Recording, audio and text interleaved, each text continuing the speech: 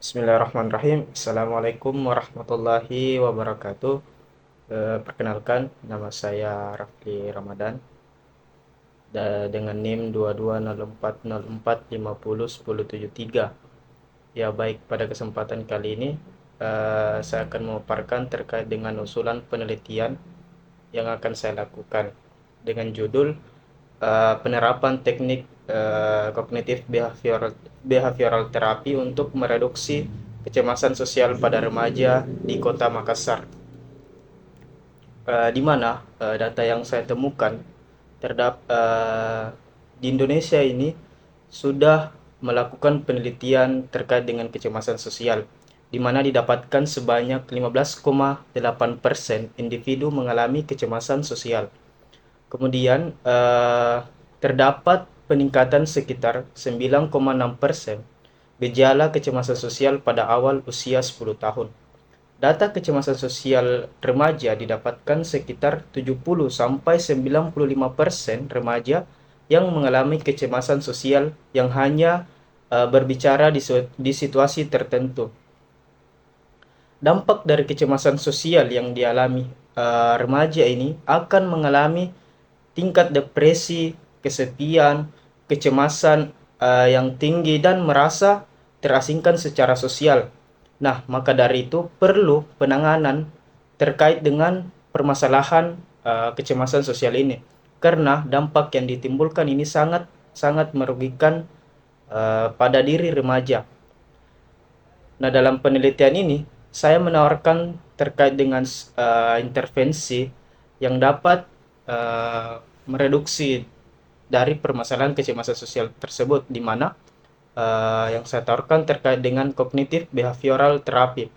Kognitif behavioral terapi ini merupakan intervensi yang paling banyak memberikan bukti empiris tentang keefektifannya dalam menangani permasalahan kecemasan baik pada anak-anak, remaja maupun dewasa. Dari uraian tersebut, maka dalam penelitian ini saya merumuskan beberapa rumusan masalah, di mana yang pertama yaitu terkait bagaimana gambaran tingkat kecemasan remaja sebelum dan sesudah penerapan kognitif behavioral terapi. Kemudian yang kedua, bagaimana pengaruh kognitif behavioral terapi untuk mengurangi kecemasan sosial pada remaja. Kemudian yang ketiga, bagaimana penerapan kognitif behavioral terapi ini untuk mengurangi kecemasan sosial pada remaja. Dari rumusan masalah tersebut, maka timbullah tujuan penelitian, di mana tujuan yang saya rumuskan ini terdapat yang pertama, untuk mengetahui gambaran tingkat kecemasan sebelum dan sesudah penerapan kognitif behavioral terapi.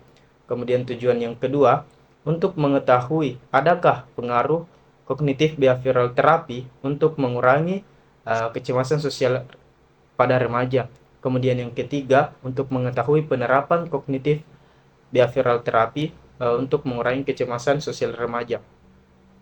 Kemudian terkait manfaat penelitian, di sini saya merumuskan dua manfaat, di mana secara teoritis dan secara praktis. Secara teoritis, dengan mengetahui tentang penerapan kognitif behavioral terapi untuk mengurangi kecemasan sosial pada remaja, maka hasil penelitian ini diharapkan akan bermanfaat sebagai tambahan bagi literatur teoritis dalam bidang bimbingan dan konseling. Kemudian yang kedua, dapat menambah kepustakaan sebagai referensi yang berguna serta sebagai studi banding bagi mahasiswa di masa yang akan datang. Secara praktis, penelitian ini bermanfaat bagi masyarakat, terutama konselor, sebagai bahan pertimbangan dalam melaksanakan tugasnya sebagai konselor. Kemudian dapat juga digunakan sebagai referensi tambahan untuk membantu konselor menentukan kebijaksanaan untuk meningkatkan dan mengembangkan layanan bimbingan dan konseling. Kemudian terkait dengan tinjauan pustaka, kerangka pikir dan hipotesis yang saya paparkan pada kali ini nih, yaitu yang pertama terkait dengan kecemasan sosial. Kecemasan sosial menurut Lagrache dan Lopez tahun 1998 dalam penelitian Pratiwi dan kawan-kawan tahun 2023 mengungkapkan bahwa kecemasan sosial merupakan perasaan takut terhadap situasi sosial yang berhubungan dengan penampilan di mana individu harus berhadapan dengan orang lain dan menghadapi evaluasi dari orang lain serta ketakutan bahwa dirinya akan mendapat perlakuan yang membuatnya tidak nyaman seperti diamati, dipermalukan, dan dihina. Kemudian beberapa karakteristik dari kecemasan sosial. Yang pertama itu rasa khawatir berlebihan, kemudian penghindaran situasi sosial, dan yang ketiga itu persepsi ancaman. Nah, terkait faktor penyebab dari kecemasan sosial, ada beberapa juga yang diungkapkan oleh Yudian V tahun 2022. Yang pertama itu cara berpikir, kemudian fokus perhatian, dan yang ketiga itu konteks penelitian.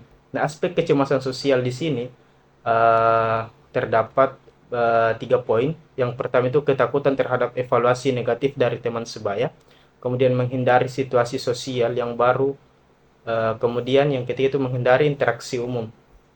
Adapun dampak dari kecemasan sosial, yaitu gangguan interaksi sosial, kinerja akademik yang menurun, serta kesehatan mental. Nah, terkait dengan teknik yang saya tawarkan di sini, yaitu kognitif behavioral therapy, yang merupakan psikoterapi yang mengintegrasikan dua pendekatan, yaitu terapi kognitif dan terapi perilaku ataupun behavior.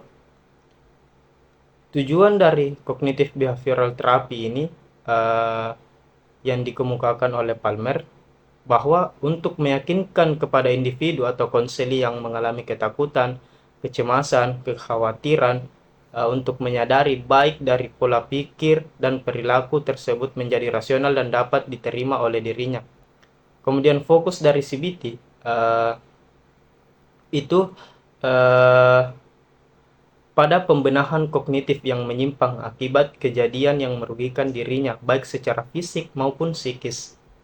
Kemudian prinsip-prinsip dari kognitif behavioral therapy ini ada beberapa, diantaranya itu didasarkan pada formulasi yang terus berkembang, kemudian didasarkan pada pemahaman yang sama antara konselor dan konseling.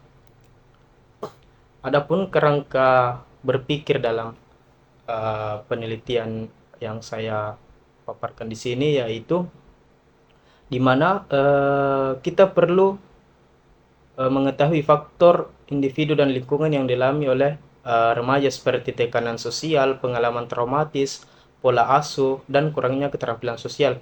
Kemudian setelah faktor tersebut, maka ini dapat memicu munculnya kecemasan sosial. Nah, dari kemunculan kecemasan sosial itu, maka diperlukan sebuah intervensi agar kecemasan sosial ini dapat dikurangi pada diri remaja. Nah, terkait intervensinya yaitu kognitif behavioral therapy. Kemudian setelah melakukan penerapan teknik, kita melakukan pengukuran baik sebelum dan sesudah intervensi. Kemudian kita bandingkan hasil antara kelompok kontrol dengan kelompok eksperimen. Setelah itu kita tarik kesimpulan. Nah, hipotesis dari penelitian ini yaitu HO sama dengan teknik kognitif behavioral therapy tidak efektif digunakan untuk mereduksi kecemasan sosial pada remaja. Kemudian HA, teknik kognitif behavioral therapy efektif digunakan untuk mereduksi kecemasan sosial pada remaja. Pendekatan dan jenis penelitian yang saya gunakan di sini yaitu pendekatan kuantitatif dengan jenis penelitian eksperimen dengan model quasi eksperimental design. Saya memilih jenis penelitian quasi eksperimental design dengan memberikan pretest sebelum diberikan intervensi dan post-test setelah diberikan intervensi.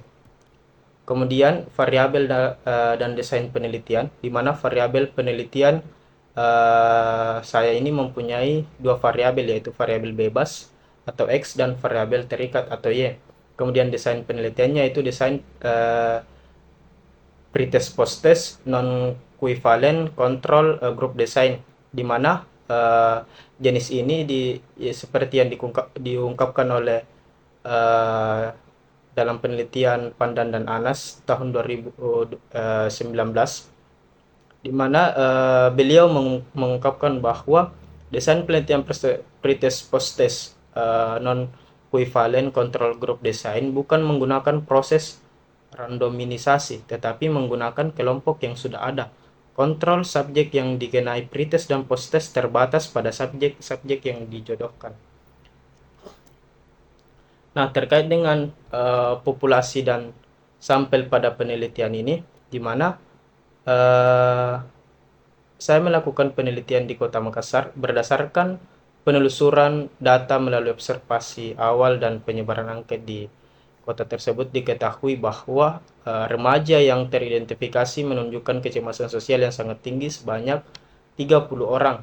Kemudian sampel yang saya gunakan di sini terdapat 14 orang remaja, di mana 7 remaja sebagai kelompok kontrol dan 7 remaja sebagai kelompok yang diberikan teknik kognitif behavioral therapy atau kelompok eksperimen.